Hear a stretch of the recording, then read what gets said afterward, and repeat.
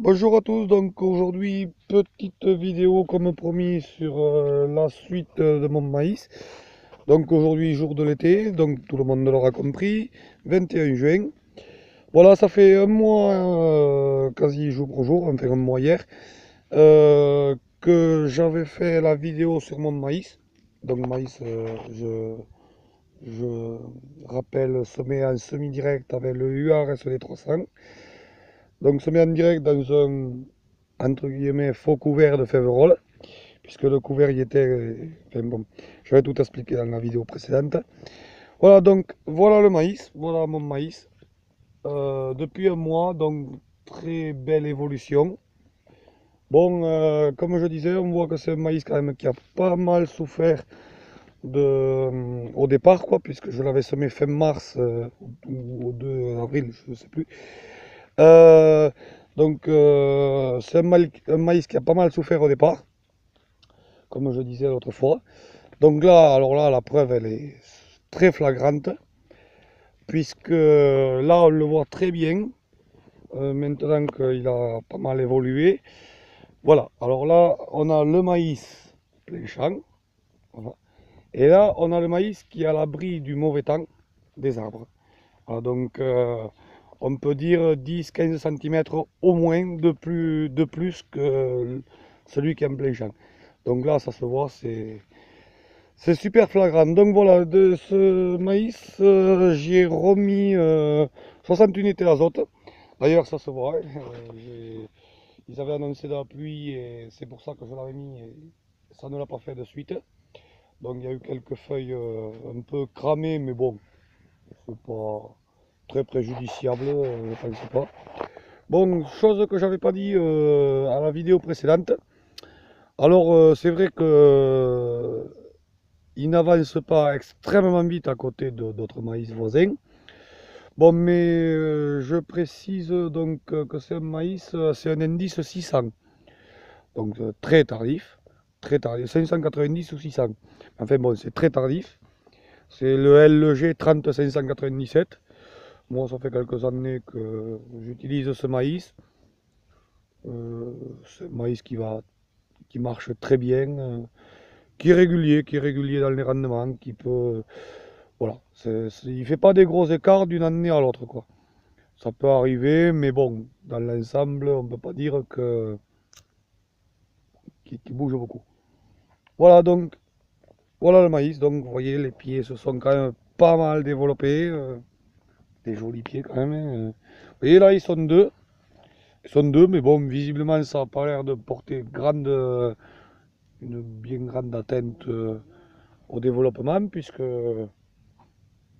voilà, il est à la hauteur des autres, il n'y a aucun souci. Voilà.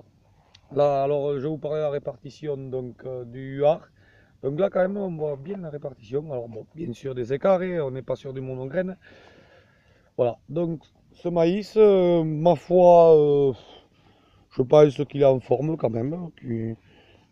Il n'a pas, il a pas envié le maïs du voisin. Je pense pas.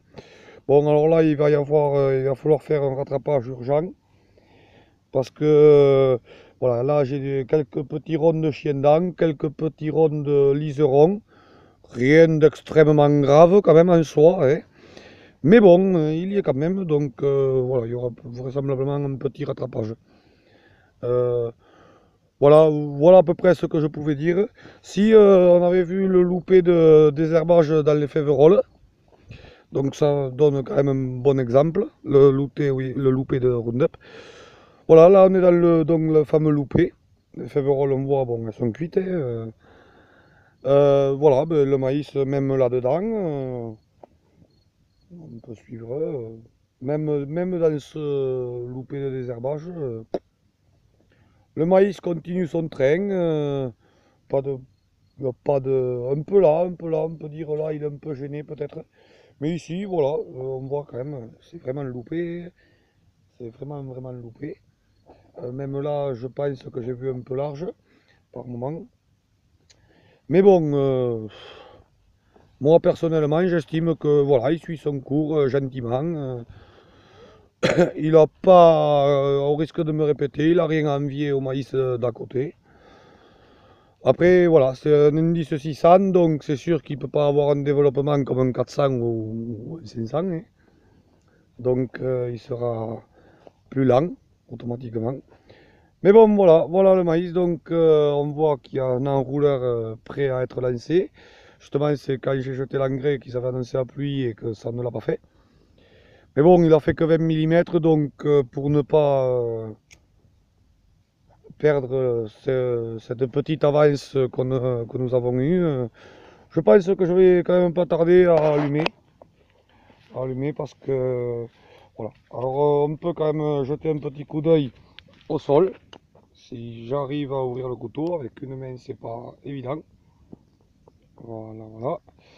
J'y suis arrivé.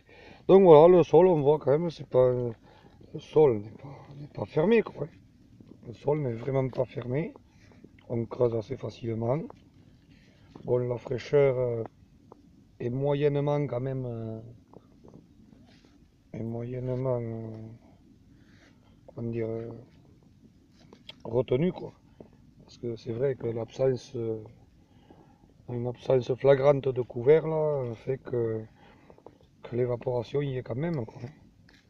Alors ma crainte, ce qui m'embête sur ce point-là, ce qui m'embête c'est que euh, les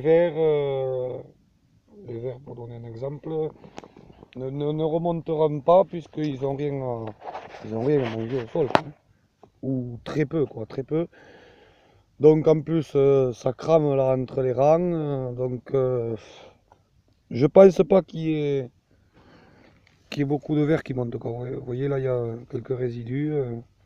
Là, la fraîcheur, on l'a, pas besoin d'aller la chercher loin, hein. Là, les 20 mm que nous avons pris dernièrement, ils y sont. Voilà, donc c'était juste des petites nouvelles de mon maïs. Un joli coquelicot. Mais bon, le coquelicot, je ne crois pas qu'il porte bien préjudice au maïs. Donc voilà, voilà le maïs, moi après la dernière vidéo. Donc, hein, comme je disais, quand même, belle évolution, hein. Voilà, moi je fais 1,75 m. J'ai une moyenne maïs à, on va dire, bon là je suis au plus haut. On va dire que j'ai la moyenne du champ est au milieu de ma cuisse, on va dire, quoi, un peu plus haut peut-être. Peut-être à peine un peu plus haut que le milieu de ma cuisse. Alors il y a quelques petits coins. Plus loin là-bas, il y a ce qu'on appelle une bachade, donc hein, un point bas. Qui là, je sais pas, il y a un problème. L'année dernière avec le soja, c'était exactement pareil. Il y a eu un petit problème sur ce coin-là. Voilà, donc voilà ce que je pouvais dire sur le maïs. Prochaine vidéo, donc ça sera sur le suivi des semis directs de soja. Là, vous verrez qu'avec plusieurs essais que j'ai fait, il y a énormément de variantes dans tous mes champs, enfin, dans tous mes semis, puisqu'il y a quasiment 20 hectares de soja contre un 40 de maïs.